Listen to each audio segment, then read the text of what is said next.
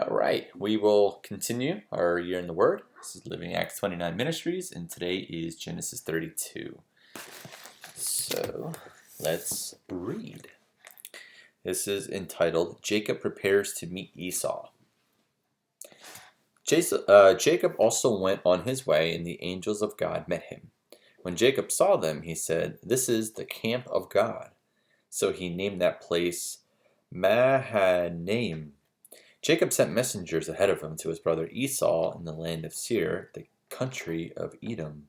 He instructed them, "This is what you are to say to the Lord Esau. My servant Jacob says, I have been staying with Laban and have remained there till now. I have cattle, donkeys, sheep, and goats, male and female servants. Now I am sending this message to my Lord, that I may find favor in your eyes."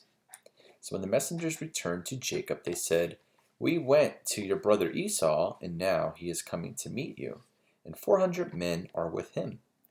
In great fear and distress, Jacob divided the people who were with him into two groups, and the flocks and herds and camels as well. He thought, if Esau comes and attacks one group, the group that is left may escape. So then Jacob prayed, "O God of my father Abraham, God of my father Isaac, Lord, you who said to me, 'Go back to your country and your relatives, and I will make you prosper.' I am unworthy of all the kindness and faithfulness you have shown your servant. I had only my staff when I crossed this Jordan, but now I have become two camps. Save me, I pray, from the hands of my brother Esau, for I am afraid he will come and attack me, and also the mothers with their children. But you have said, I will surely make you prosper, and will make your descendants like the sand of the sea, which cannot be counted." He spent the night there, and from what he had with him, he selected a gift for his brother Esau: 200 female goats and 20 male goats, 200 ewes and 20 rams, 30 female camels with their young, 40 cows and 10 bulls, and 20 female donkeys and 10 male donkeys. He put them in the care of his servants, each herd by itself, and said to his servants, "Go ahead of me, and keep some space between the herds." He instructed the one in the lead, "When my brother Esau meets you and asks, who do you belong to, and where are you going, and who owns all these animals in front of you?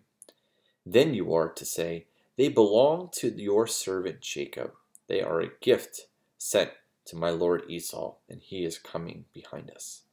He also instructed the second, the third, and the others who followed the herds, "You are to say the same thing to Esau when you meet him, and be sure to say, 'Your servant Jacob is coming behind us,' for he thought, 'I will pacify him with these gifts I am sending on ahead.